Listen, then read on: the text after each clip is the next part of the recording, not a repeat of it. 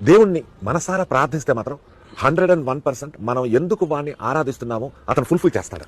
Okay. ఒక వ్యక్తి తన తాలూకు ఒక చిన్న చార్టర్డ్ ఫ్లైట్ లో వెళ్తుండేను. అనుకోకుండా ఆ ఫ్లైట్ ఏదో ప్రాబ్లం వచ్చింది, పొలాల్లో ల్యాండ్ చేశాడు. పొలాల్లో ల్యాండ్ చేసే టైం చూసేసరికి ఆల్మోస్ట్ 4:30 అయిపోయింది సాయంకాలం. అతను వెళ్ళవలసింది అహ్మదాబాద్ వెళ్ళాలి, యమా స్పీడ్లో వెళ్ళిపోవాలి. చాలా పెద్ద బిరుదిస్తున్నారన్నమాట, one of the biggest medal for his life అనేసి.